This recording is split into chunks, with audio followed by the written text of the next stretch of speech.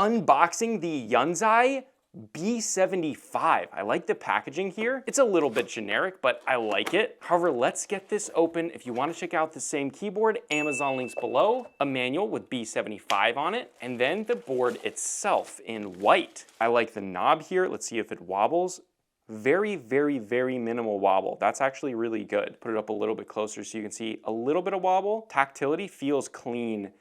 They're lighter and closer together, tactile bumps, but I think this is really, really nice for a volume knob, and the clicks are also good. Now, honestly, this looks a little bit generic because it's white, but that's just what happens. But the case, the feeling of it here is really good. It feels quite well made. These have nice rubber on the bottom, dual stage risers here. The case feels really solid. I like this little metal plaque on the back that looks really, really expensive, especially for what this keyboard is. But so you can see it's a two-piece plastic shell, but it is heavy. It's nice and heavy, feels really solid. It does have some flex to it, but this kind of plastic is a little bit more malleable, but it's great at absorbing micro vibrations. That's why I love these denser, thicker plastics that, I mean, you can even hear, just listen to this. You can hear how it absorbs vibrations, shows that there's definitely a substantial amount of dampening, as well as just the plastic itself is different. Okay, so we have a Mac, Windows, Android switch right there, as well as a Type-C interface. That is hilarious. All right, continuing on with the unboxing before we get to the sound test and such, we've got a decent switch slash keycap puller. We've got some extra switches, which look like silver switches. Let's see what kind of switches these are. These are branded as Leobog. Now, I haven't been super deep into the keyboard community recently, so I'm not sure if I just don't know these switches, but I have never heard of them before. Wow, these are smooth. Yeah, oh my Lord, there is like no scratchiness, a quicker bottom out. So you can see the stem doesn't go all the way in, so it's not like that 4mm total travel distance.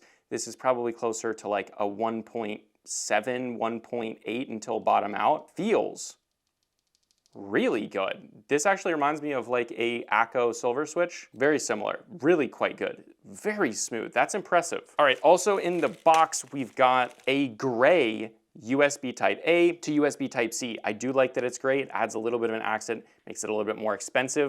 But that's everything in the box, so let's do this sound test.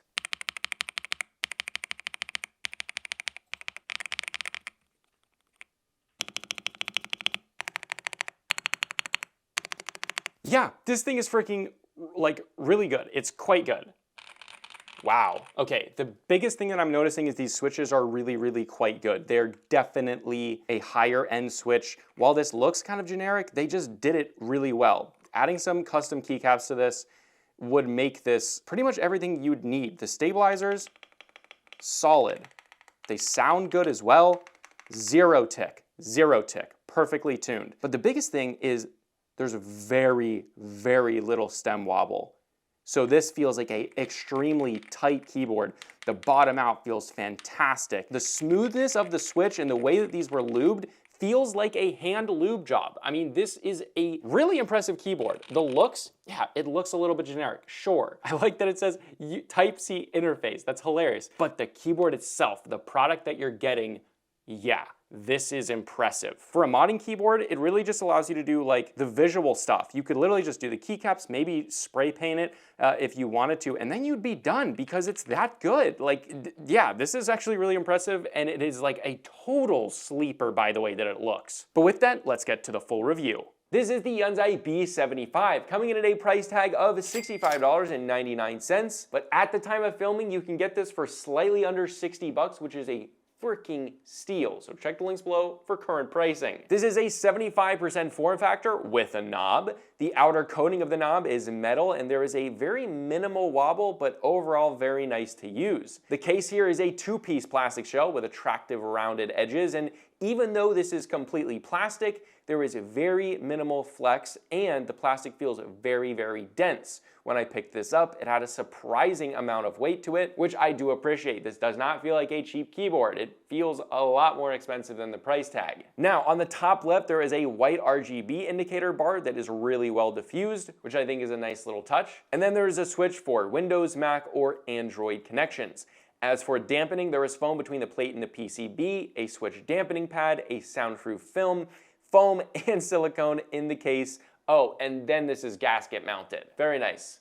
The keyboards you can get for these prices now are just wild. For colors, you don't have anything super crazy. It's just between white and black. Now for switches here, these have the phenomenal switches, the Leobog Greywood V3 switches, which are again, an absolute dream. They really are that good for this price point. They're linear, super smooth, have a fantastic bottom out feel. I freaking love these switches. I genuinely love these switches. And if for some reason you don't end up liking the switches, which I think you will, but this is fully hot swappable with 3 and 5 pin switches, so you can swap in whatever you want. But how are the keycaps and stabilizers? Well, the stabilizers are plate mounted and they are very well tuned and lued from the factory with only a super slight tick on the right side of the spacebar and the backspace, but literally that is it. You really have to hit it in the right spot to hear that, at least on my keyboard. They are overall great, and the keycaps are cherry profile, double shot PBT. They're nice and thick, and they have a great sound to them. The shine through here is also bright and well diffused. Really, I have no complaints. They did a great job on both the keycaps and those stabilizers. But don't take my word for it, take a listen to the sound test.